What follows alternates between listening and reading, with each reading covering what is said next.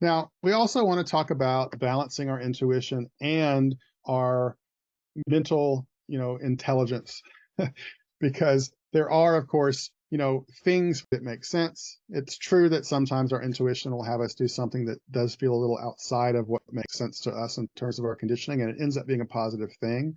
But there also is a place for recognizing that there is an intelligence wisdom that we can also use to assess the decisions that we're making.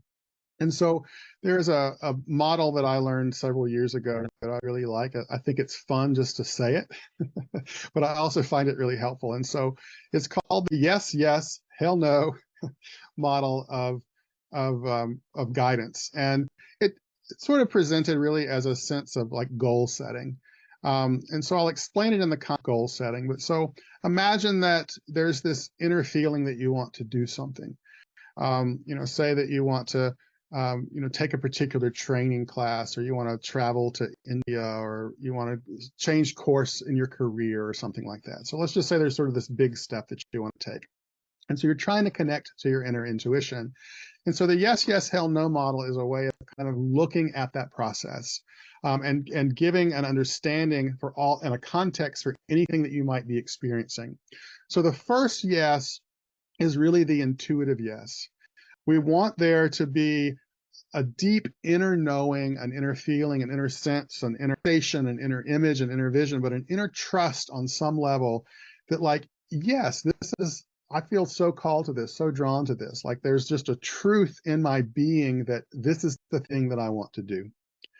And so that needs to be first. We need to be able to get into that clear space of our genuine intuition that just says, yes, this is what I want. This is the thing I'm wanting to do. This is the thing that I feel like I can trust. And then the second yes. So we've got our intuitive yes, and then we now have the rational yes. So if it's intuitively a big yes, my soul wants this, then the second yes, and does it make sense? Like, does it actually make sense for me to be going and doing this career? Why am I being pulled to it? Like, yes, it might be scary and a completely different field that I'm going into in this example, but is there part of me that knows that, like, hey, I really do like that, and I would really like this change, and I would enjoy it. So that's the second. So the first yes is the intuitive yes that's pulling me. The second yes is, and it also makes sense. Like, I can see why this could be something good for me. And then the third, the hell no, the surprising of the hell no, recognizes and acknowledges that at times when we are in some kind of transition or in some opportunity for a big step forward in our growth, that there oftentimes will actually be some resistance. And so the hell no is the part of us that says, after, yes, I really want it, yes, it makes sense, but hell no, this is going to be really hard. Like, I'm going to have to grow and change. I'm going to have to face some part of myself that I've been avoiding in order for me to step into this new level of higher vibrational experience. And so that hell no is often the part of us that just wants to keep us safe. And so this is an example where the fear might actually be an indication of an opportunity to grow if the other two pieces make sense, that it intuitively feels right, that it makes sense to you, and there also is some fear, because sometimes what will happen is somebody will really want the thing and they'll even know that it makes sense, but they'll let that fear stop them.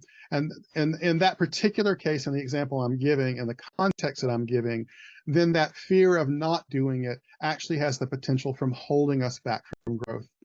And so that's the way to think about the yes, yes, hell no model, and integrating it in. But we definitely want to really be focusing in on those first two pieces no matter what, which is that inner intuition, and also, like, and it makes sense. And of course, again, there can be times where, okay, it doesn't make sense, but, but I'm going to trust it, you know. But it's balancing all those pieces and learning over time through your own experience what's worked, what's not worked, and recognizing within yourself how to navigate the process a little bit easier and a little bit better.